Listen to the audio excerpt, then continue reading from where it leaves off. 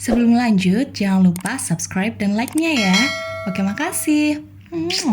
Bermula di Jerman Barat, tahun 1989, ada seorang mas-mas konvensional yang sedang berlari. Diketahui beliau bernama James, seorang agen mata-mata yang identitasnya bocor. Naasnya, dalam pelariannya, James berhasil tertangkap oleh Yuri, agen Moskow. Lalu, ia seketika langsung dieksekusi dan dilempar ke comberan.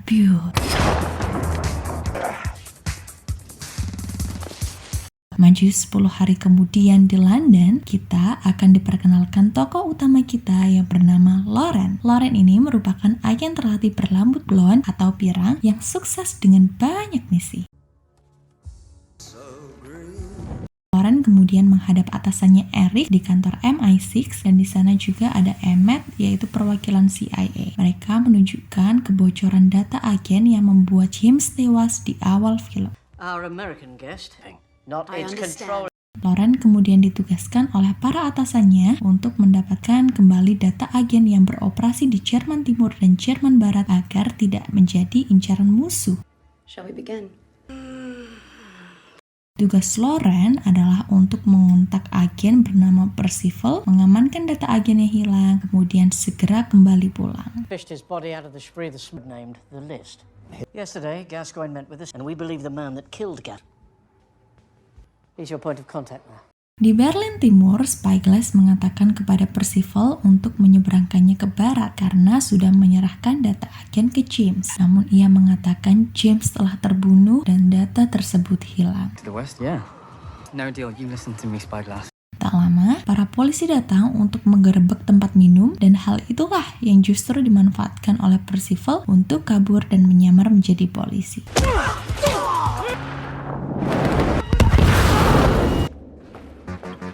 Terlihat Lauren sedang OTW ke Berlin dan sesampainya di sana ia dijemput oleh dua onggok agen Moskow yang menyamar. Mengetahui hal itu, mereka pun langsung adu mekanik. Mr. Bremovich, don't you?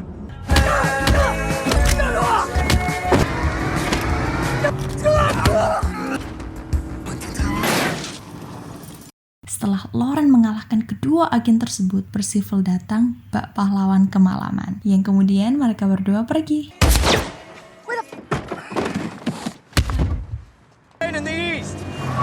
Di sebuah tempat, Yuri dengan brutal menghajar para agen yang dianggap berkhianat. Lalu ia menyuruh bapak buahnya untuk menangkap Spyglass karena sudah dianggap berkhianat karena bekerja sama dengan CIA dan MI6.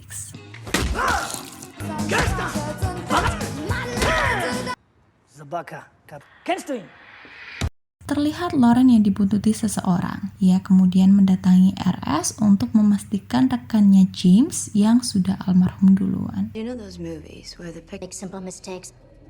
Percival kemudian menyelinap ke kamar Lauren, namun Lauren berhasil mengetahuinya.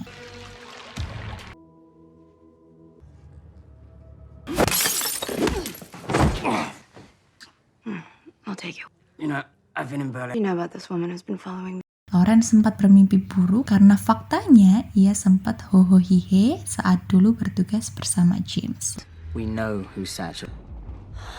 Lauren sempat mengecek ulang apartemen James, namun tak lama kemudian para polisi Stalinium datang dan mereka pun baku hantam.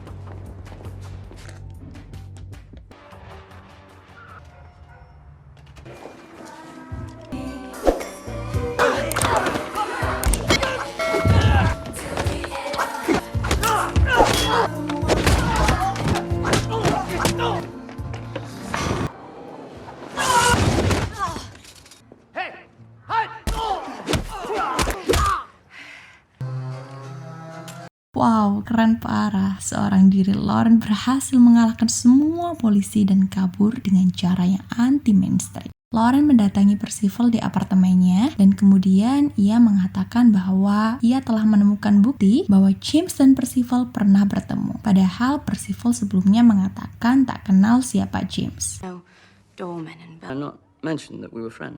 Sebuah bar merah, Lauren tak sengaja bertemu Yuri, namun pembicaraan mereka terputus saat seorang agen wanita bernama Delphine datang. It's very rare these days. Proud, but alone.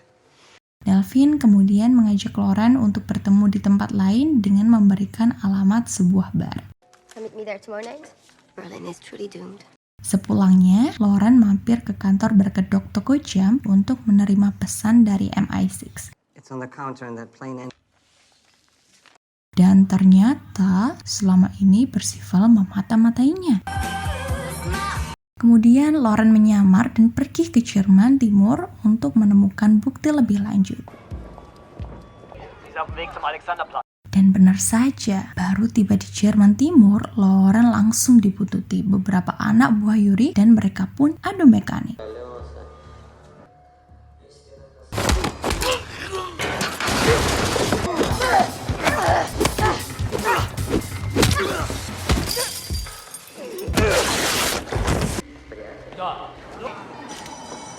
Tidak seperti di film lain, di sini Lauren harus kalah dan harus melarikan diri. Setelah berhasil kabur, ia kemudian menemui kontak lainnya yang bernama Merkel.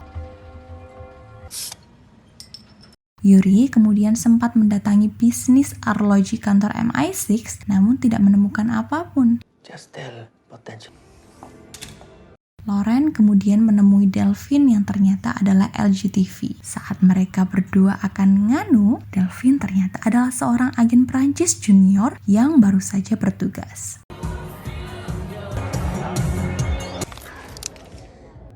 I know who you are. It's Coin. Whatever's in that list must be. Setelah itu mereka lanjut hohihe. Did you have any? Di sisi lain, Percival berhasil mendapatkan list agen dari arloji yang ia dapatkan. Di tepi tembok Berlin, Emmett mendatangi Lauren dan memberitahu pentingnya daftar agen yang dicarinya karena apabila bocor, maka semua agen akan terancam. Brave men and women. Listen, I didn't climb all the way up here just so Lorraine, you know exactly what I fucked. Di sisi lain, Percival sedang membawa daftar dalam arloji, lalu memanggil Lauren untuk bertemu. Mereka membahas bagaimana cara menyeberangkan Spyglass ke barat karena dianggap sudah berjasa.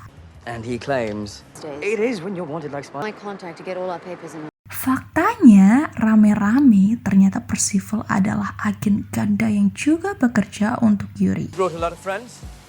especially for traitors. Times like this, Berlin has its own set. Kepada Delphine, Lauren mengatakan bahwa ia sudah tahu jika Percival bekerja untuk dua negara. Tibalah pada rencana untuk menyeberangkan Spyglass bersama keluarganya untuk ke barat, dan hal itu dilakukan bertepatan saat demonstrasi terjadi untuk menyemarkan suasana. Right this way, Mrs. Spyglass. You won't be needing that. I memorized the whole list. You're in the West? 40 метров и приближай. Меня в прицеле. This was never part of the plan. Dan ternyata rencana kabur sudah dibocorkan oleh Percival, namun anak buahnya tidak bisa menembak Spyglass karena terhalang oleh payung para pendemo. Hal ini merupakan rencana dari Lauren supaya Spyglass dan dia tidak ditembak, namun diam-diam Percival menembak Spyglass.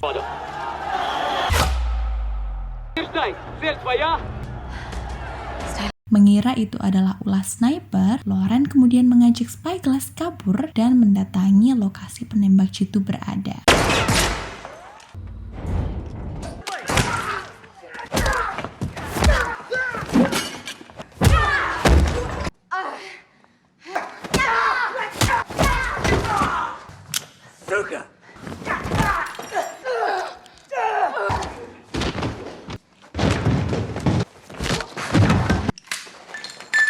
Walaupun sempat kalah, Lauren pun terus bertarung tanpa lelah. Walau musuh terus berdatangan, akan bisa membuatnya menyerah. Walaupun beberapa kali dibanting, hal itu bukanlah sebuah masalah bagi Lauren yang pantang menyerah.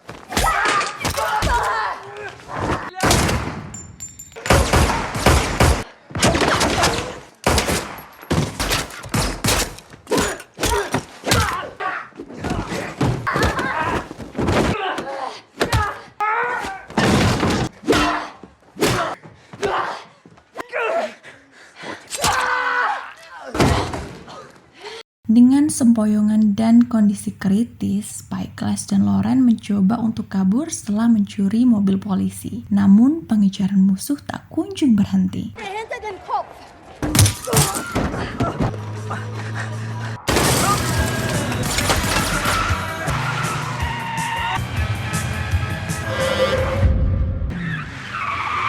Saat merasa aman, tiba-tiba mobil musuh menabrak mereka hingga tercebur ke sungai. Tabrakan itu membuat kaki Spyglass terjepit sehingga ia harus almarhum di tempat.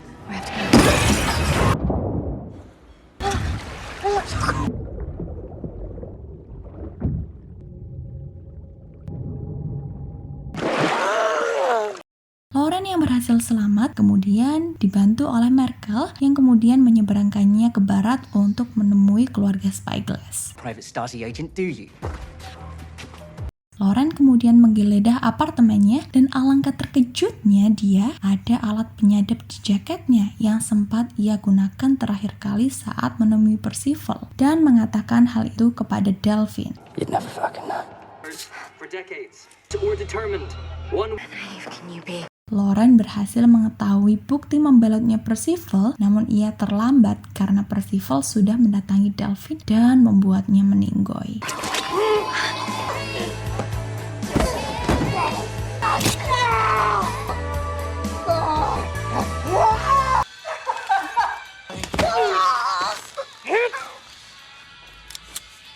Percival yang mulai ketahuan kemudian membakar apartemennya untuk menghilangkan barang bukti. Saat hampir kabur, Percival kemudian dicegat Lauren yang langsung menembaknya. Lauren kemudian berhasil mengambil data agen yang hilang pada arloji dan menembak Percival.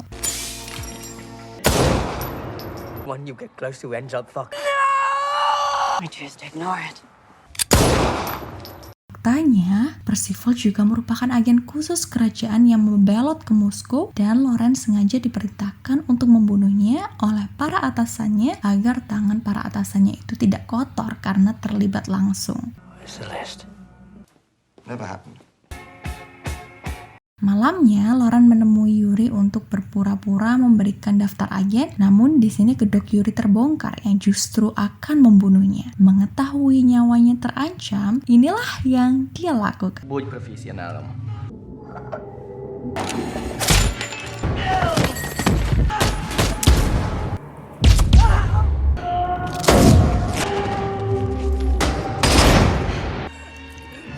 Before you die, I want to get this through your...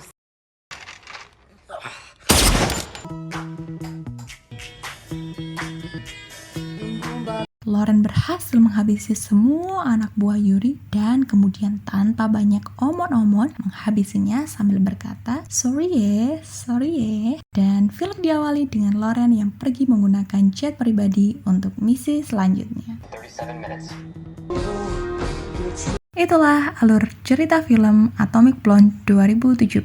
Teman-teman santuiners, pesan yang tidak bisa kita ambil dari sini adalah jangan membelot. Entah dari tang, entah dari rentenir, entah dari pasangan. Pokoknya intinya jangan membelot ya. Selesaikan tanggung jawabnya dan setia aja pada satu orang gitu ya. Teman-teman santuiners, kalau ada yang pengen direkomendasiin film-film yang lain mungkin tulis aja di kolom komentar ya, atau boleh juga di kolom komentar mau nyapa-nyapa Mbak Wati atau Cak Ipul atau seluruh kru Pantai Film lainnya. Mungkin sekian dulu dari Mbak Wati. Cak Ipulnya lagi ada sih ini, tapi Cak Ipul yang bagian ngedit aja, soalnya Mbak Wati pengen ngisi suara di film ini karena ini film favoritnya Mbak Wati. Jadi sekian dulu Mbak Wati, Cak Ipul, dan seluruh kru Pantai Film dari seluruh dimensi yang jumlahnya cuma 2 orang menyampaikan pamit undur diri. Jangan lupa subscribe ya. Bye-bye.